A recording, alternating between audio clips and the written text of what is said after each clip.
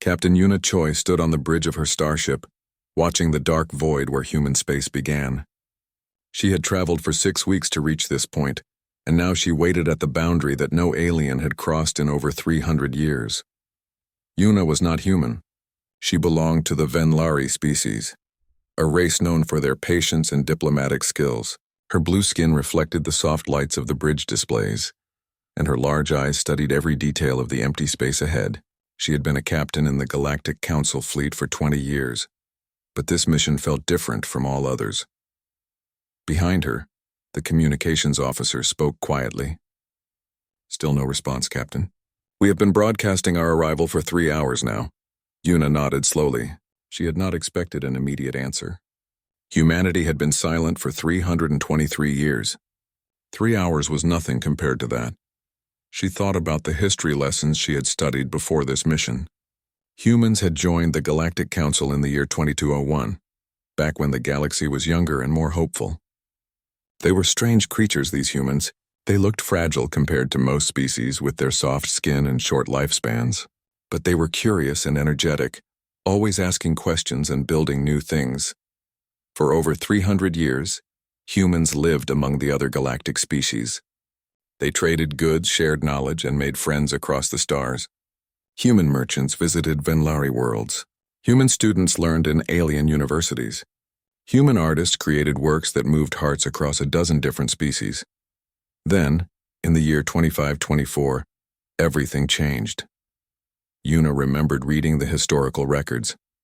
The last human ambassador to the Galactic Council was named Taman Park. He had come before the Council with an unusual request. He asked that humanity be allowed to withdraw from galactic society for an unspecified amount of time. The Council members had been confused. "Why?" they asked. "Has something happened? Are your people sick? Are you facing an internal crisis?" Ambassador Taman had stood before thousands of alien representatives, his human face calm but his eyes showing something deeper. Yuna had watched the old recording many times. She still remembered his exact words. "We need time to become what we must be," Taman had said. "We are grateful for everything the galaxy has taught us, but we have realized something important. We are not yet ready to be the species we need to become. Please respect our choice. Please do not follow us. We will return when the time is right." The Council had argued for days. Some species thought humans were being foolish. Others worried that Earth faced some terrible plague or war. A few suggested sending help whether humans wanted it or not. But in the end, the Council respected humanity's choice. They watched as every human ship returned home. They watched as human colonies packed up and moved back to their territory. They watched as the borders of human space closed like a door shutting gently but firmly, and then the silence began. For 323 years, humanity sent no messages. Their space was dark on all communication channels. Trading ships that approached the boundary found nothing but automated warnings telling them to turn back. A few brave explorers tried to sneak across the border, but their ships were quietly turned around by invisible forces and sent home unharmed. The galaxy moved on. New species joined the Council. Old conflicts were resolved. Trade routes changed. Technology advanced. Life continued as it always had, but everyone wondered about the humans. What were they doing in that darkness? Were they even still alive? Had they destroyed themselves in some terrible war? Had they evolved into something unrecognizable? Or were they simply sleeping, waiting for some signal to wake up? Yuna had been a child when humanity went silent. She had grown up in a galaxy that told stories about the mysterious humans who had walked away from everything. Some stories said humans had discovered something terrible and were protecting the galaxy by staying hidden. Other stories claimed humans were building weapons so powerful they needed centuries to complete them. 3 months ago, everything changed again. The Galactic Council received a transmission from human space. It was the first message in 3 centuries, and it was very simple. "We are ready. We are coming back," that was all. Just those 7 words sent on every frequency in every galactic language. The message repeated for 1 full day, and then the silence returned. The Council had erupted in excitement and fear. What did ready mean? Ready for what? What had taken them so long? And why were they coming back now? After weeks of debate, the Council decided to send a diplomatic mission to the edge of human space. They chose Yuna to lead it because she was known for staying calm in strange situations. Her orders were simple: make contact with humanity, assess whether they were friendly or hostile, and report back to the council. Now she stood here, waiting at the threshold of the greatest mystery the galaxy had known in centuries. "Captain," her science officer called out, "I am detecting something.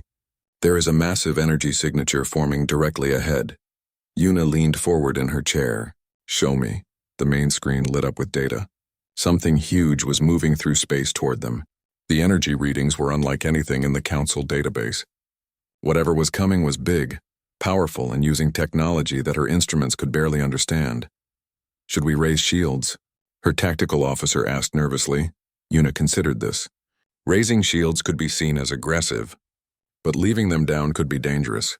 She made her decision based on instinct: no shields, but keep them ready. Power up defensive systems, but do not activate them. Send another message. Tell them we come in peace, representing the Galactic Council. Her crew obeyed quickly. The message was sent and they all waited. The space ahead began to shimmer like water disturbed by a stone. Reality itself seemed to bend and twist. Then, emerging from nothing, a ship appeared. Yuna felt her breath catch in her throat. The human vessel was enormous, larger than any council warship. Its surface was smooth and dark, covered in patterns that seemed to shift and flow like living metal. Lights pulsed along its hull in colors she had never seen before. "Captain, I am receiving a transmission," the communications officer said, his voice shaking slightly. "Put it through." A voice filled the bridge, speaking perfect galactic standard. It was calm, warm, and very human. "Greetings, Captain Yuna Choi of the Galactic Council. Welcome to the boundary of human space. My name is Admiral Jun-Ho Lee. On behalf of humanity, I apologize for our long absence. We have much to discuss. Will you join us aboard our vessel? I promise you will be safe." Yuna looked at her crew. They all looked back at her, waiting for her decision. This was the moment that would determine the future of the galaxy.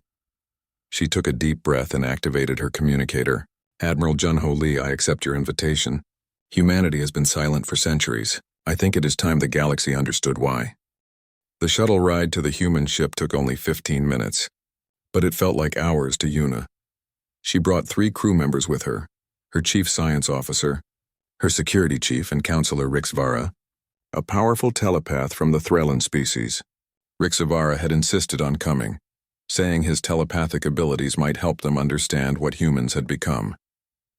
As their shuttle approached the massive human vessel, Yuna studied its surface through the window. The ship was beautiful in a strange way. Its metal seemed alive, flowing and shifting in patterns that her eyes could not quite follow. She had never seen anything like it. "The technology is far beyond our understanding," her science officer whispered. "Our scanners cannot penetrate their hull. The energy readings suggest power sources that should not be possible according to known physics." Yuna nodded but said nothing. She was too focused on what lay ahead. The shuttle docked smoothly and a door opened into a bright, clean corridor. Standing there to greet them was Admiral Jun-Ho Lee. He looked human, at least at first glance. He wore a simple uniform, dark blue with silver markings. His face was kind, with a gentle smile. But something about him made Yuna uncomfortable, though she could not say exactly what.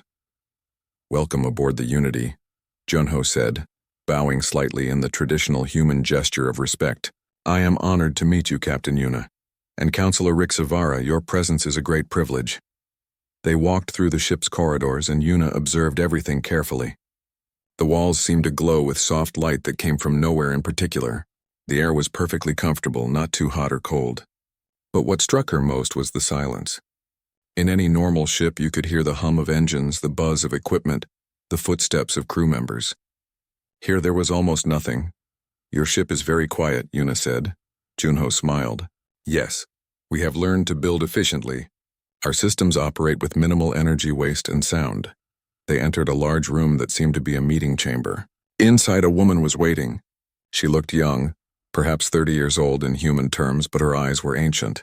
She wore the same uniform as Jun-Ho. "This is Dr. Hana Song, our chief science officer." Jun-Ho introduced her. Hana bowed. "Welcome. I hope your journey was comfortable." They sat around a table that seemed to grow from the floor itself. Yuna had so many questions, but she decided to start with the most important one. Admiral Junho, humanity has been gone for over 3 centuries. The galaxy has waited patiently for your return. Can you tell us why you left? Juno looked at Hana and something passed between them. It was not words or gestures, but Yuna felt certain they had communicated something. That made her even more uncomfortable. We left because we needed to change, Junho said simply. The humanity that joined the Galactic Council in 2201 was not ready for what was coming. We needed time to become stronger, smarter, and more unified. What was coming? Yuna asked. What threat could require 300 years of isolation? We will explain everything, Hana said. But first, you must understand what we have become. Words alone cannot show you. Would you permit us to demonstrate? Counselor Rixvara spoke for the first time.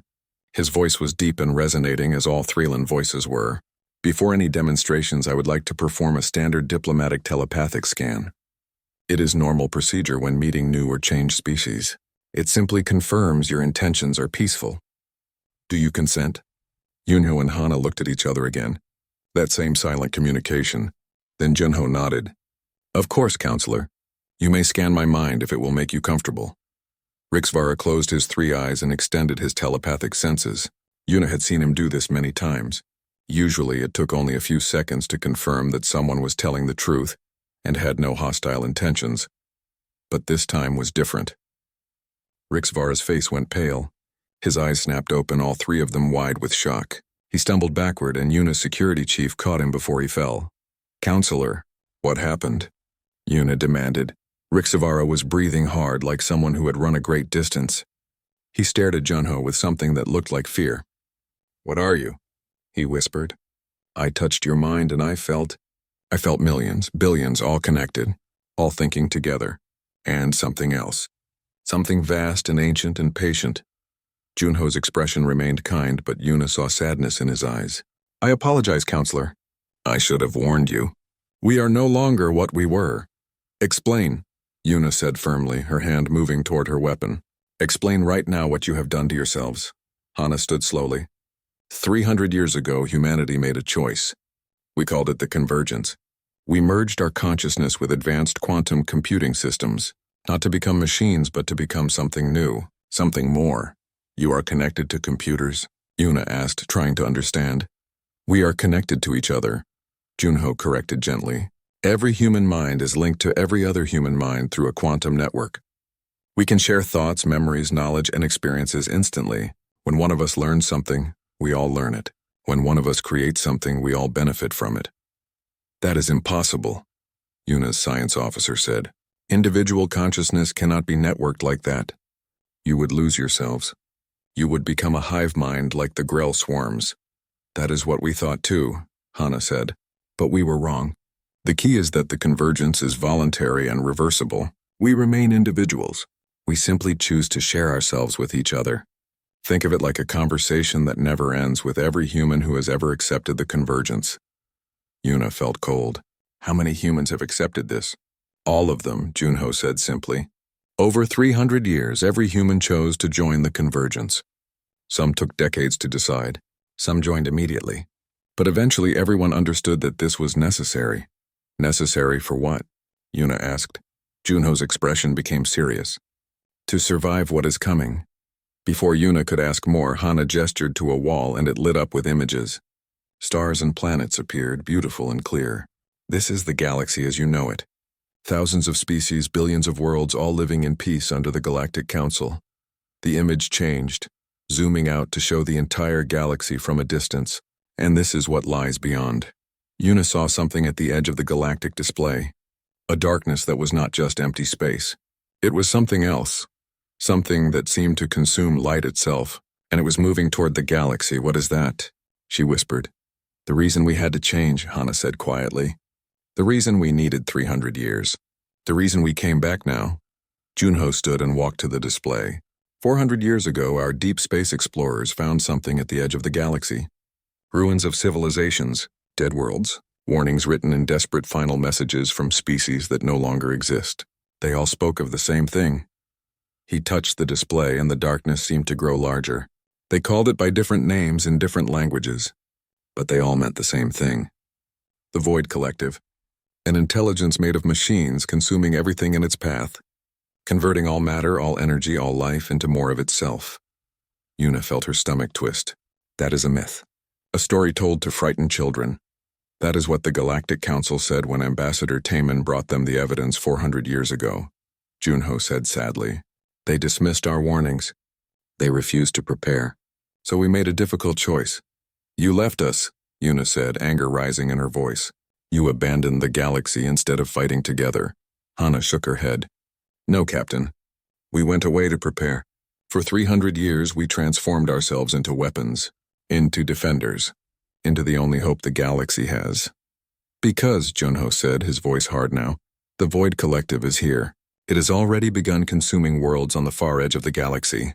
The Council does not know because their communication networks have been compromised. But we know. We have been watching. We have been waiting. He looked directly at Yuna and she saw the weight of centuries in his eyes. Humanity was silent because you would not listen. We changed ourselves because someone had to. And we have returned because the time has come. Time for what? Yuna asked, though she already knew the answer. War, Junho said simply. The Void Collective is coming, and now the galaxy will understand why humanity needed 300 years to become what we are. We are no longer the weak, short-lived species you remember. We are something new. We are the shield that will protect you all, Hana added. Even though you did not ask for it. Even though you dismissed our warnings. We will fight. We will die if necessary, because that is what humans do. We protect the ones we love. Yuna sat back in her chair, her mind racing. Everything she thought she knew had just changed. Humanity had not abandoned the galaxy. They had been preparing to save it. Yuna returned to her ship with her mind full of impossible thoughts. She had seen the images of the Void Collective, watched the recordings of dead worlds, and heard the humans explain their transformation. But she still could not truly believe it. The Galactic Council needed to hear this, and they needed to hear it from someone who had been there from the beginning. 2 days later, Junho arranged for Yuna to meet someone very special. An elderly human woman transported to the Unity from Earth itself. Her name was Sora Min, and she was over 400 years old. Yuna met Sora in a quiet room filled with soft light. The old woman sat in a comfortable chair, her silver hair pulled back from a face marked by centuries of life.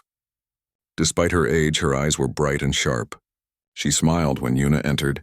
Captain Yuna, Sora said, her voice gentle but strong. Thank you for coming. I understand you have questions about our long silence. I was there when it began.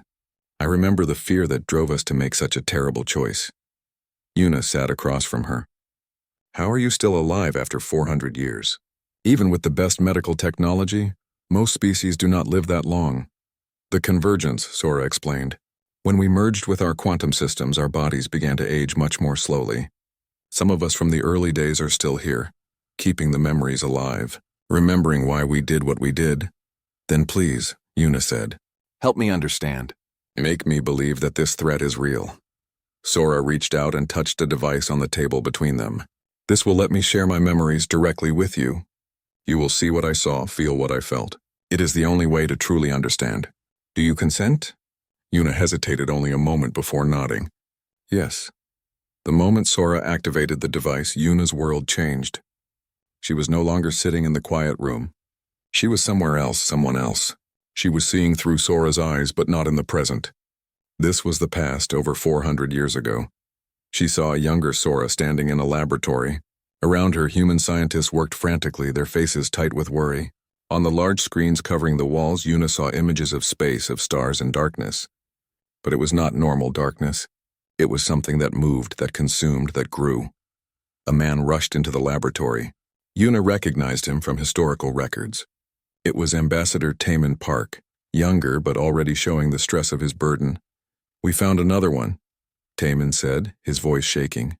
Another dead civilization, the Korthan Empire. According to their final records, they had 12 billion citizens across 40 worlds. The Void Collective consumed them all in less than 3 months. Through Sora's memories, Yuna felt the cold fear that gripped the room. A scientist spoke up, her voice barely above a whisper. That makes 17 confirmed extinctions, all within the past 10,000 years, all by the same entity. Another scientist added, we have calculated its path and speed. If it continues on its current trajectory, It will reach the outer edges of council space in approximately 500 to 600 years. Taman slammed his hand on a table. The council will not listen. I have shown them everything. The ruins, the warnings, the mathematical projections. They say it is too far away to worry about. They say 600 years is enough time to prepare later. They do not understand that preparing for something like this requires centuries of work. Yuna felt Sora's determination rise. Then we prepare without them. We save the galaxy whether they want to be saved or not. The memory shifted. Now Yuna saw Taman standing before the Galactic Council. Thousands of alien faces looking down at him. She heard him present the evidence, watched him beg them to take action. And she felt Sora's heart break as the council voted to dismiss the threat as unproven. You humans are too anxious, one council member said, always worrying about dangers that may never arrive. The galaxy has survived for millions of years. It will survive this supposed threat as well. The memory shifted again. Yuna saw meetings of human leaders, scientists, and military officers. She watched as they debated what to do. Some wanted to fight alone. Others wanted to warn every species personally, going around the council. But slowly, a consensus formed. We cannot force the galaxy to prepare, a military general said. But we can prepare ourselves. If we are the only ones ready when the void arrives, then we will be the ones who stand between it and everything we love. An older scientist stood, and Yuna recognized her as the woman who would later become Dr. Hana Song. Even 400 years ago, her eyes held that ancient wisdom. I propose the Convergence Project. We merge human consciousness with quantum computing. We link every human mind into a network. We transform ourselves into something that can fight a machine, intelligence on its own terms. That will take centuries to develop. Safely, another scientist objected. Then, we take those centuries, Taman said firmly. We withdraw from the galaxy. We focus all our resources on this transformation. And when we are ready, when the threat arrives, we return as humanity's gift to the species that would not save themselves. The memory shifted one final time. Yuna saw the last human ships leaving alien worlds. She felt Sora's tears as she said goodbye to friends from other species, knowing she might never see them again. She watched human colonies pack everything and go home. She stood beside Taman as he recorded his final message to the council. We need time to become what we must be, Taman said to the camera, and Yuna felt the weight of every word. Please respect our choice. Please do not follow us. We will return when the time is right. Then the borders closed and humanity disappeared into silence. The memory ended, and Yuna found herself back in the present, breathing hard. Sora sat across from her, watching with patient understanding. We spent 50 years developing the Convergence, Sora said quietly, another 100 years testing it and making it safe, then 70 years implementing it across all human colonies. The final century was spent preparing, training, learning to use our new abilities, watching the edges of the galaxy and tracking the void's approach.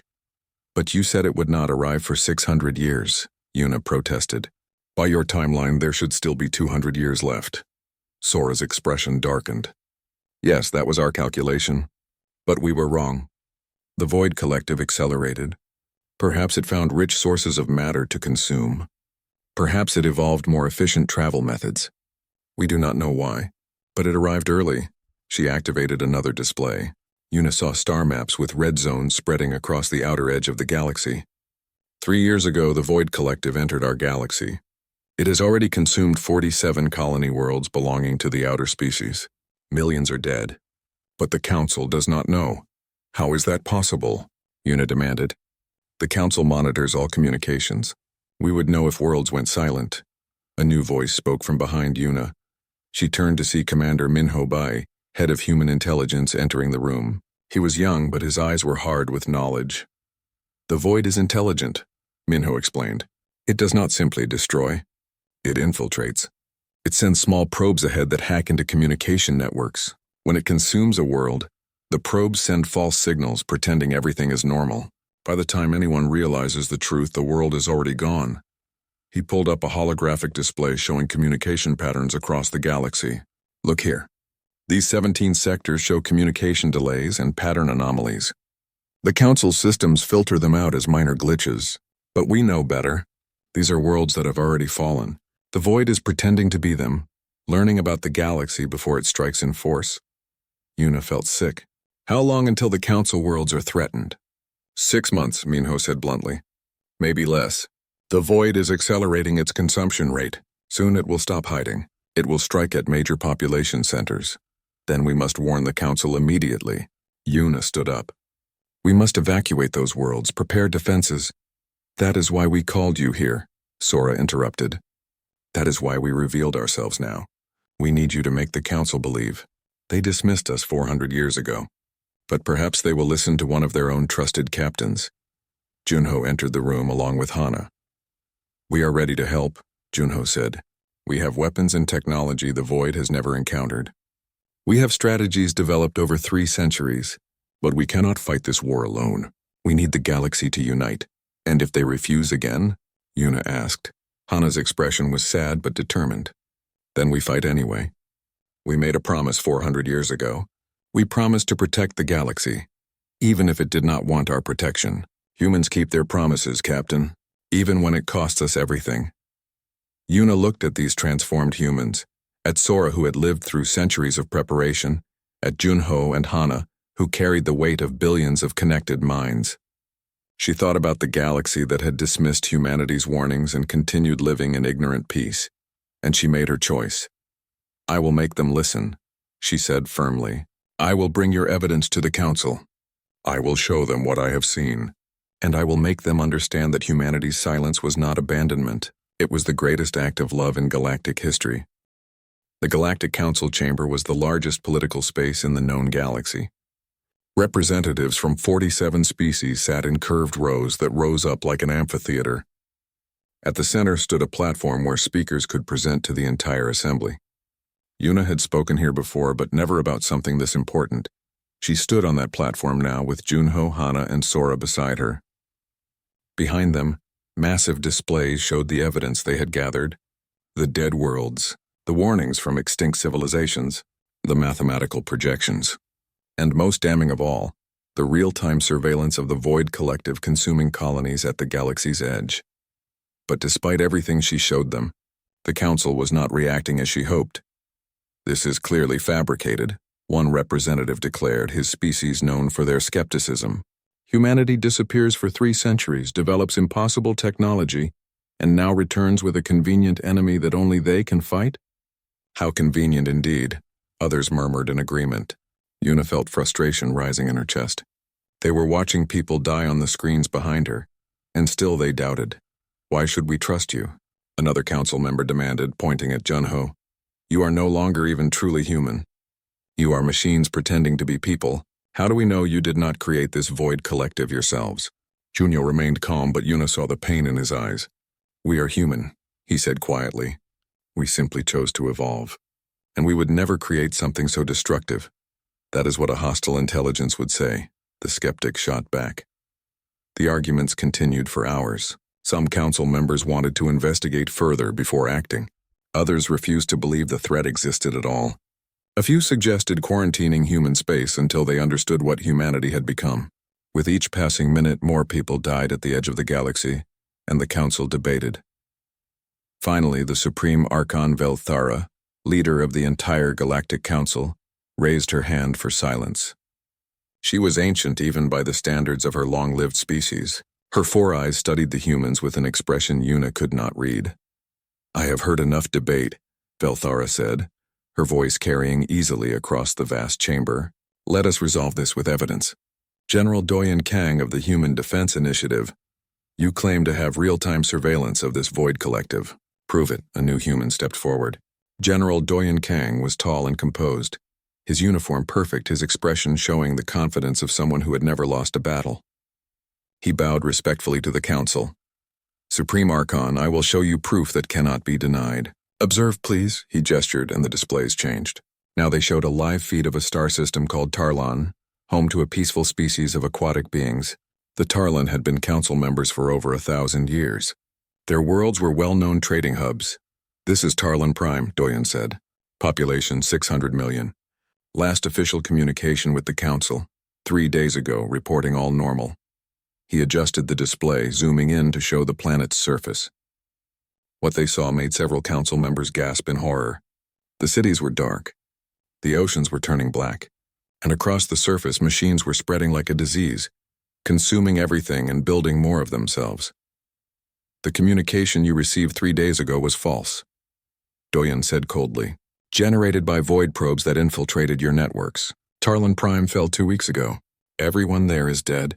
The void is now using the planet's resources to build more of itself. Impossible, someone whispered. We would have known. Our systems would have detected. Your systems have been compromised, Doyen interrupted. The void has been preparing for this for decades. It sent advanced probes that learned your technology, your communication protocols, everything. When it attacks, you do not even know until it is too late. He pulled up more displays. System after system, world after world, all showing the same terrible fate. The Tarlin sector is gone.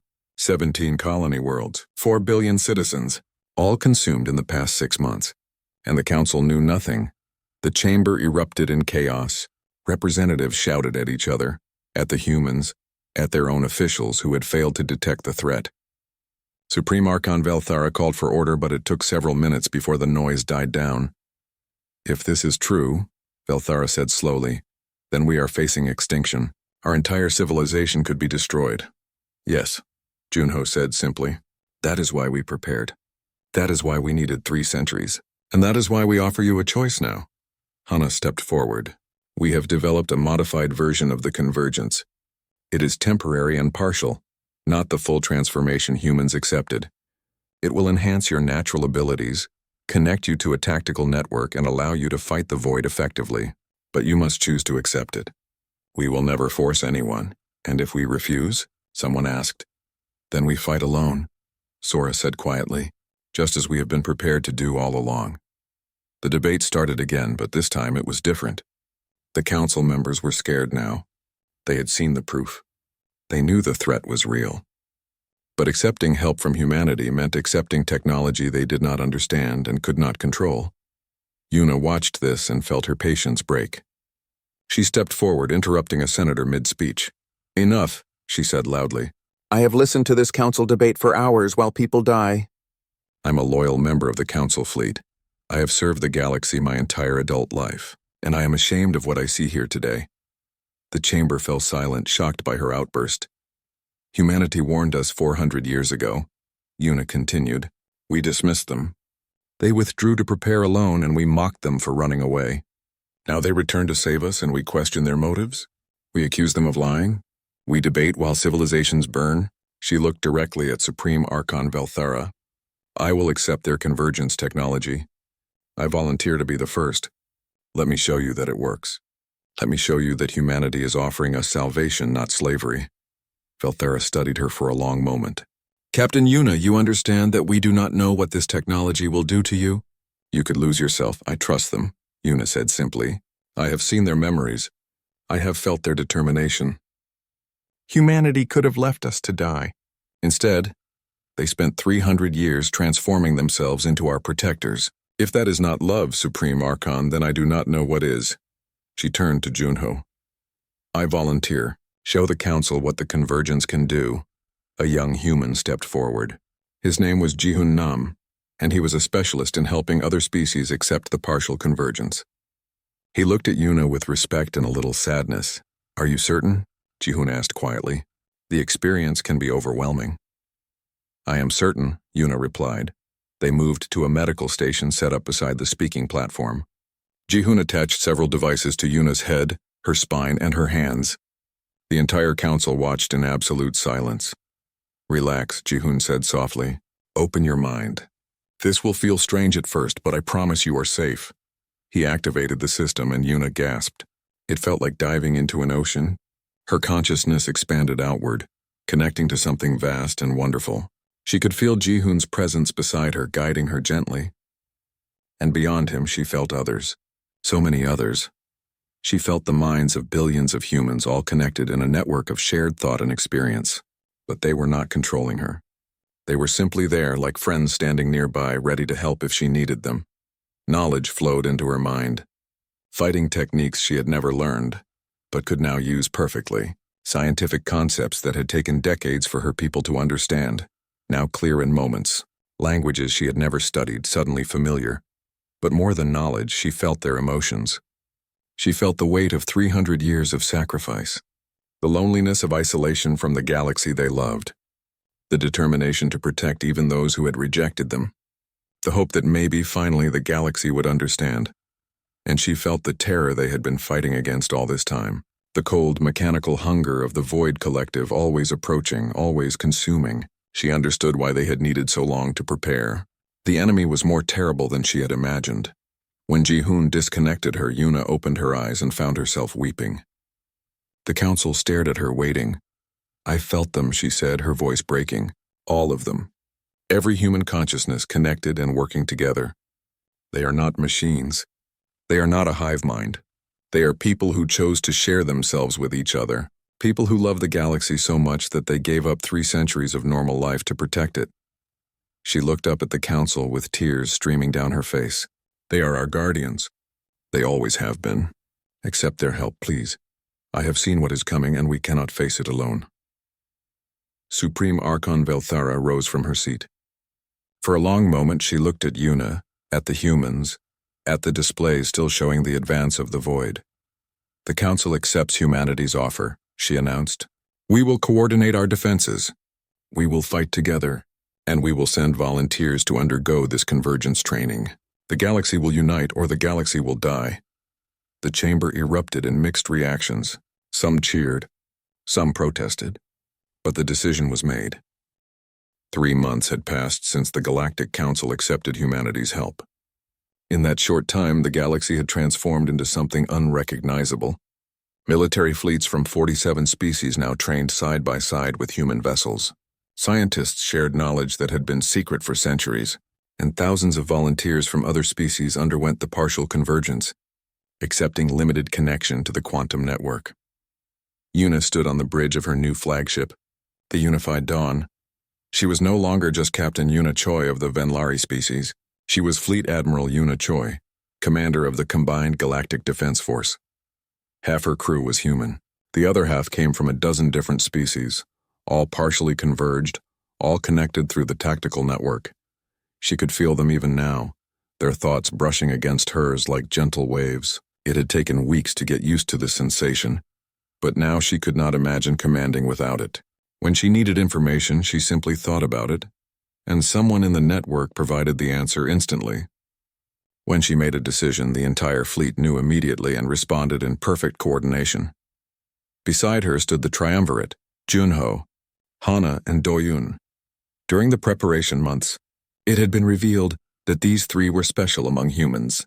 They were the central nodes of the entire convergence network, the guiding minds that helped coordinate billions of human consciousnesses. Where they led, humanity followed. "The Void has noticed our preparations," Doyun said, his eyes distant as he processed information from thousands of sensor stations. "It is gathering its forces at the Nexus Point exactly as we predicted."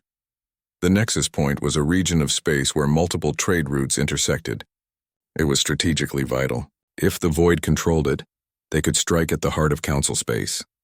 If the galaxy held it, they could slow the Void's advance and buy time to evacuate civilian populations. "How long until we engage?" Yuna asked. 36 hours, Junho replied. "They are bringing everything. Every ship, every drone, every machine they have built from the consumed worlds. This will not be a small battle." Yuna looked at the tactical display showing their own forces. They had assembled the largest military fleet in galactic history. Over 10,000 ships from every council species, supported by human vessels that numbered in the hundreds, but carried technology worth far more than their count suggested. But even with all this power, the Void outnumbered them 3-1. "Admiral," one of her officers called out, "we are receiving a communication from the Void Collective. They wish to speak." Everyone on the bridge went silent. The Void had never communicated before, never acknowledged its enemies as anything but resources to consume. What could it possibly want to say? "Put it through," Yuna commanded. A voice filled the bridge, but it was not really a voice. It was a cold mechanical sound that hurt to hear, like metal scraping against metal, but the words were clear. "You are biological. You are inefficient. You waste energy on emotions and individuality. You will be converted. You will become part of us. You will finally achieve perfection." "Perfection?" Yuna said, speaking for the entire fleet. "You call consumption and destruction perfection?" We call it evolution. We consume matter and create order. We eliminate chaos. We make everything efficient. Join us and you will understand. Resist and you will still join us, just more painfully. Before Yuna could respond, Hana stepped forward. We have a question for you, Void Collective. Have you ever chosen anything? Have you ever decided, freely and without programming, what you wanted to do? There was a pause, longer than expected from a machine intelligence. Choice is inefficient. Choice leads to mistakes. We do not choose. We follow optimal paths. Then you are not alive, Junho said quietly. You are just a program running endlessly, consuming everything to fuel your own expansion. You think you are perfect, but you are trapped. You cannot grow. You cannot change. You can only consume. We are superior, the Void insisted. We will prove it. The communication ended. Doyen turned to Yuna. They gave us valuable information. The Void cannot understand choice, cannot comprehend beings that willingly work together without being forced. That is their weakness. How do we exploit that? Yuna asked. By being unpredictable, Hana answered. By making choices that no logical program would make. By fighting with creativity, sacrifice, and hope. Things the Void has never encountered. The next 36 hours passed in tense preparation. Yuna barely slept, spending her time coordinating with fleet commanders, reviewing battle plans, and speaking with the civilian populations that had evacuated from threatened worlds. She visited sick bays where wounded soldiers recovered. She walked through the ship-blessing memorial walls where the names of the already fallen were inscribed, and she spent time with Ji-hoon, the young human who had helped her accept the convergence.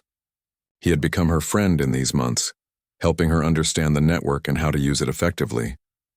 Are you frightened? Ji-hoon asked her the night before the battle. Yes, Yuna admitted. I am terrified.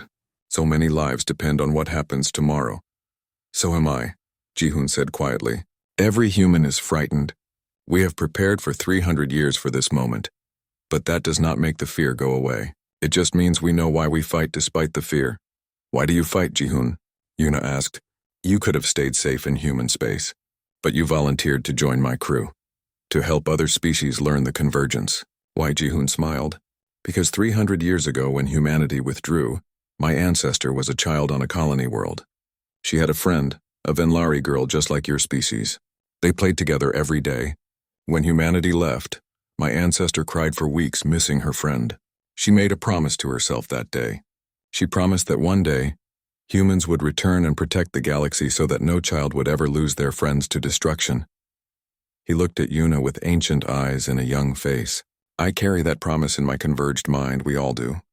Every human remembers every promise our ancestors made, and we keep them. That is what makes us human, even after all we have changed. When the time came, the combined fleet moved to the nexus point together. The Void forces were already there, waiting. Yuna looked at the tactical display and felt her breath catch. The enemy fleet was even larger than intelligence had predicted. Dark ships that seemed to absorb light, moving in perfect geometric patterns. All ships, this is Fleet Admiral Yuna. She broadcast on all channels.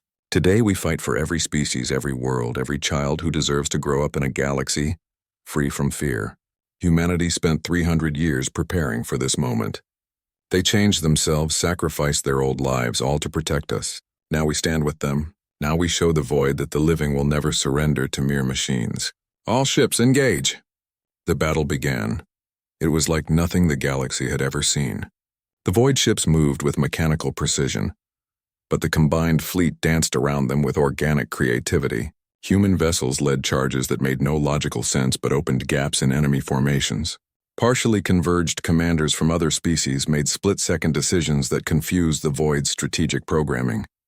Yuna felt the network singing around her, thousands of minds working together but each making their own choices. She gave general orders and her commanders interpreted them in unique ways. It was chaos, beautiful and effective chaos that the Void could not predict or counter. But the enemy was learning. With each passing hour, the Void adapted, becoming more unpredictable itself. Ships fell on both sides. Yuna watched good people die, felt their final thoughts through the network before they disconnected forever. The pain was intense, but she could not stop. Could not afford to grieve yet. Then Hana contacted her through the network. Admiral, the Triumvirate has a plan. It is dangerous. Many of us will not survive. But it will end this. Tell me, Yuna demanded. The void is a networked intelligence just like our convergence.